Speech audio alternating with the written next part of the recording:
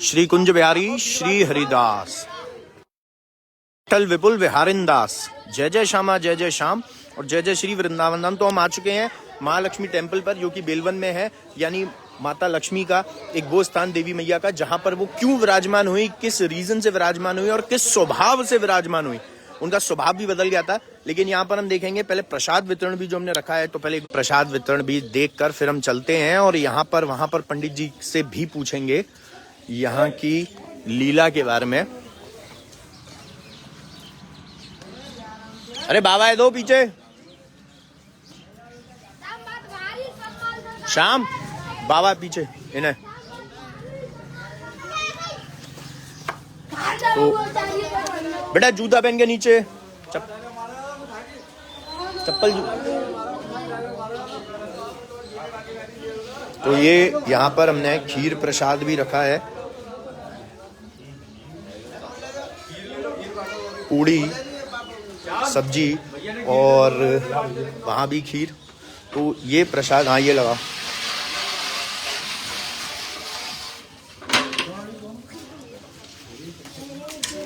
तो अब चलते हैं अंदर, मैं एक बार अंदर होके आ रहा हूँ। अंदर चलते हैं और अंदर चल के वहाँ पर जानेंगे वहाँ यहाँ के चमत्कार के बारे में, यहाँ की लीला के बारे में। और नेटवर्क इशू अगर रहता है तो फिर तो कुछ नहीं कर सकते। तो ये प्रार्थना करेंगे कि जब हम फ़ोन को रखेंगे चरणों में तब नेटवर्क इशू ना रहे, ताकि आप लोग आराम से लक्ष्मी माता से अपने विचार प्रकट कर सकें और कह सकें कि हमें कृपा दो। क्योंकि सभी के यहाँ आर्थिक परेशानियाँ काफ़ी लोगों के हैं। तो आप लोग यहाँ प्रे कीजिए। और ये कुछ डेकोरेशन भी करवाई है हमने, ताकि जब प्रसाद वितरण चल रहा हो तो एटलीस्ट यहाँ पर कुछ सजावट वगैरह भी रखी जाए।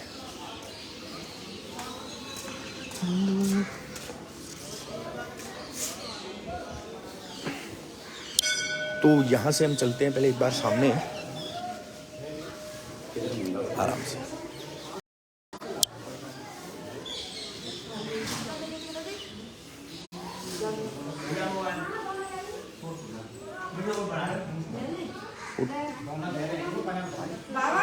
तो यहाँ पर हम दर्शन कर रहे हैं और ये देख सकते हैं कि यहाँ पर एक बार अंदर चलते हैं और अंदर आकर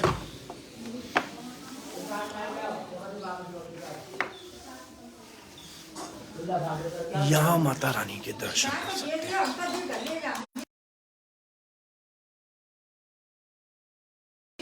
और यहाँ की लीला के बारे में जानेंगे। यहाँ के पुजारी जी से बहुत अच्छी लीला है, तो उनसे वार्तालाप भी हो जाएगी। पर अब मैं एक बार सोच रहा हूँ कि क्यों ना फ़ोन को माता रानी के श्री चरणों में रख दिया जाए, तो आप लोग की जो भी मनोकामना है वो बोल सकते हैं। और यहाँ कैसे पहुँचेंगे, मंदिर का रास्ता क्या है और यहाँ क्या, यहाँ की हाँ तो मैं यही हूँ।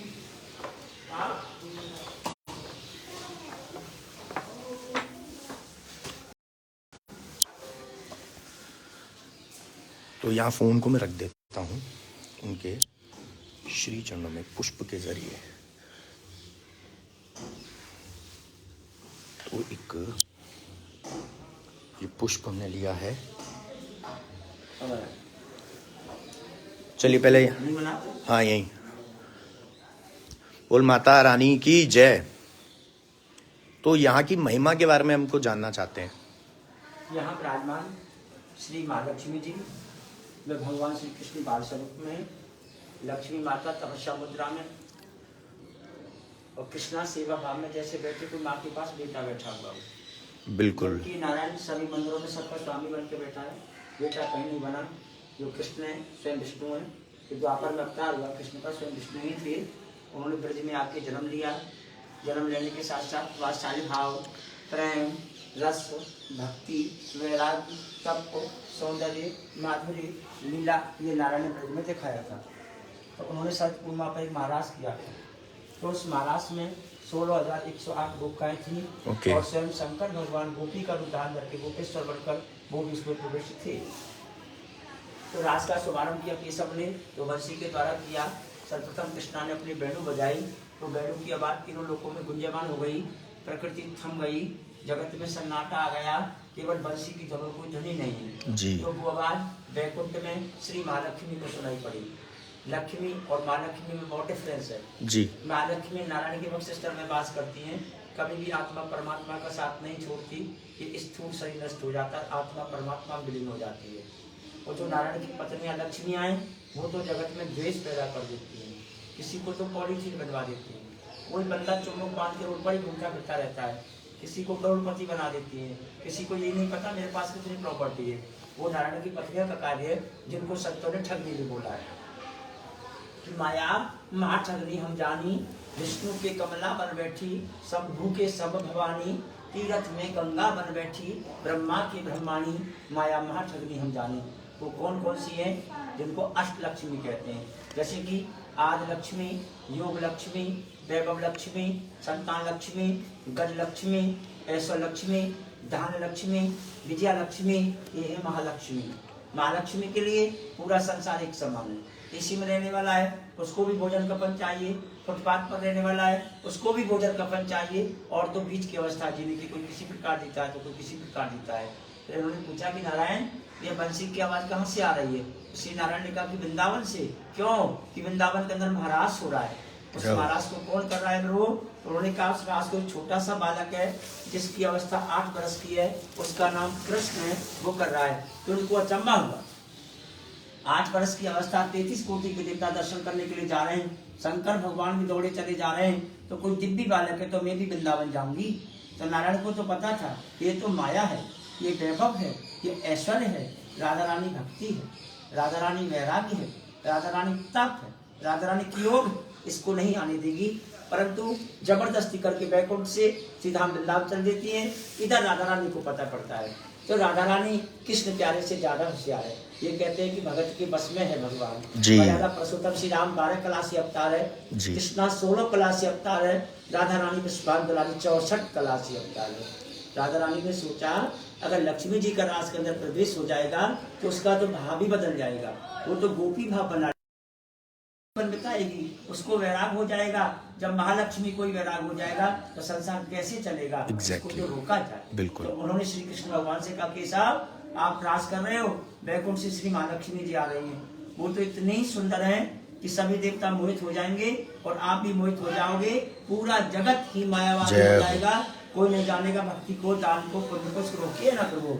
तो भगवान ने कहा चिंता ना करें। तो वृंदावन से 3.5 किलोमीटर दूरी पे यमुना पार करके बेलवन, पहले जंगल था, बेलपत्र के पेड़ थे, लताएं पताएं थी, झाड़ियां थी, और उस वक्त वृंदावन में भी कुछ नहीं था, केवल तुलसी का वन था, वृंदा तुलसी थी, उसका वन था, इसका नाम वृंदावन पड़ा।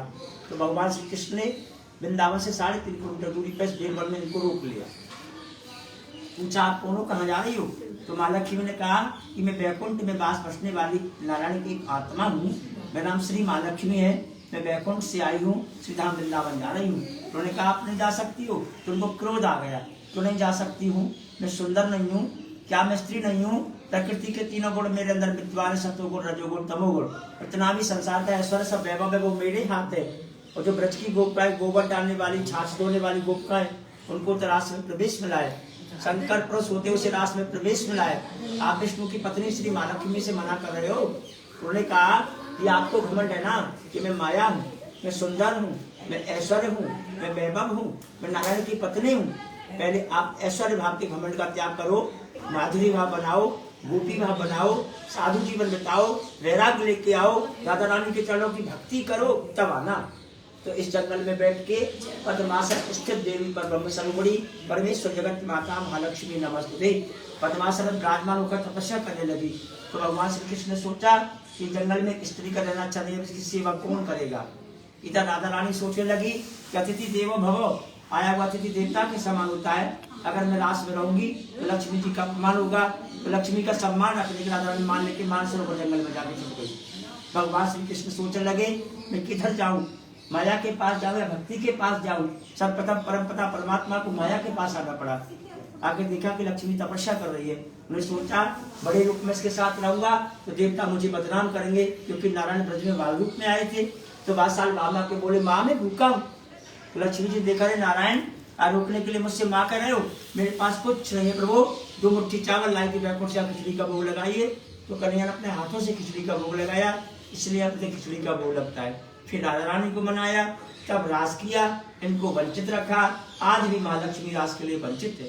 पर इस मंदिर की रास्ता यमुना एक्सप्रेस नोएडा से आ रहा है, उस रूट से भी पानीगाम पर घूमते हुए माट की तरफ से भी आ जाते हैं, और जो वृंदावन से माट के लिए आयरन वाला पुल बना है उस रास्ते से भी आ जाते हैं। और पूस मास में हर बृहस्पतिवार को भारी विशाल मेला लगता है। श्रीमद् भागवत के 10वें स्कंद में इसका लेख आता है। बोलो महालक्ष्मी मैया की जय। ये कहता है। जय हो, धन्यवाद आपका बहुत बहुत। और तो बहुत अच्छी लीला जानी, और उसके बाद में संक्षेप में मैं आपसे डिस्कस करूंगा, लेकिन पहले चरणों में एक बार जो हमने हाजिरी लगानी है वो लगा देते हैं इस पुष्प के जरिए।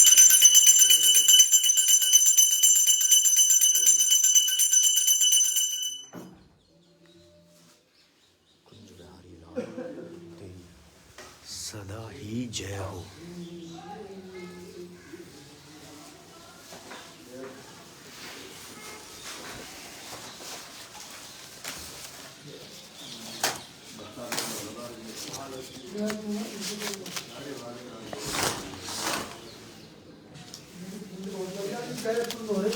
चलिए जी, तो यहाँ से अब सीधे भंडारे पे चलते हैं। तो यहाँ से जानकारी तो काफ़ी जुटा ली है, और ये प्रसाद जो है वो यहाँ हम लोग बनवा रहे हैं। ये भी दर्शन आप लोग करके जा सकते हैं, देख सकते हैं यहाँ प्रसाद वितरण बन रहा है।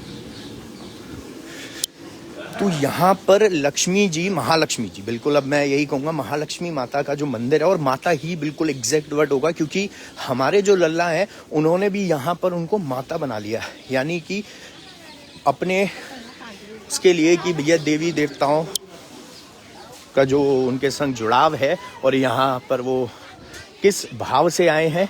यहाँ पर वो आए हैं ब्रिज में बाल गोपाल बनकर, हमारे लल्ला, इसीलिए लल्ला ही कहेंगे। तो यहाँ तो लल्ला बन के बैठे हैं, और बड़े सुंदर दर्शन थे, मंत्र मुग्ध कर देने वाले।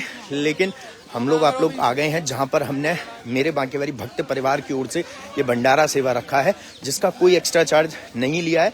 वही था जो आप लोगों ने पहले साधु संत सेवा में रखा था, उसी से तो यहाँ पर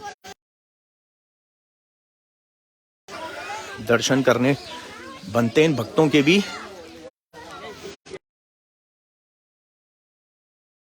हम देख रहे हैं कि थोड़ा सा अभाव जो है वो सफाई का है, यानी कि जो अभी यहाँ लोगों ने फेंक दिए हैं, तो इसको तो हम कराकर ही जाएंगे यहाँ से, क्योंकि यहाँ होनी चाहिए। तो इसके लिए लगता है हमें बुलाना पड़ेगा, और वो बिल्कुल बुला के जाएंगे ही नहीं जब तक। लेकिन आप लोगों के साथ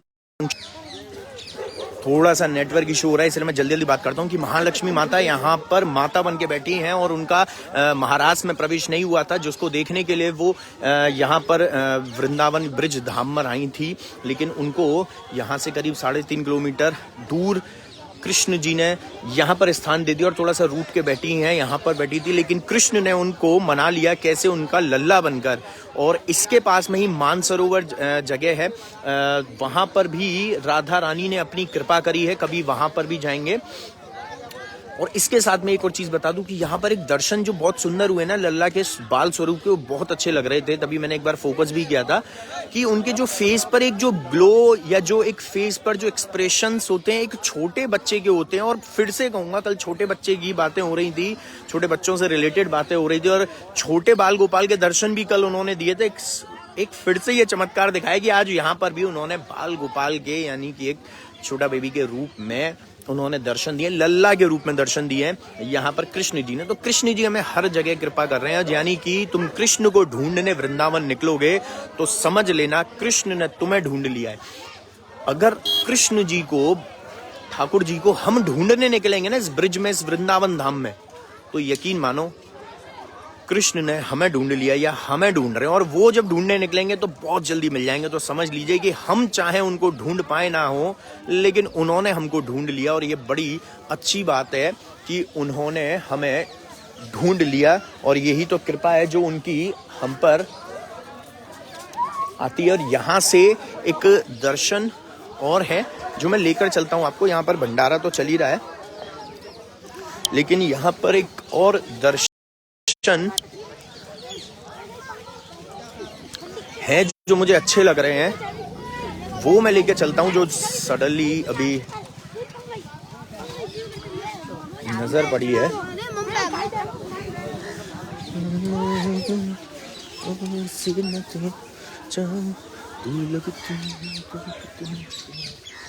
कुंज बिहारी लाल तेरी सदाई जय हो। तो यहाँ जो दर्शन है कामधेनु मंदिर गौ माता का, और यहाँ जो दर्शन हम देख सकते हैं कि कामधेनु रूप में या मतलब गौ माता यहाँ विराजमान है, उनके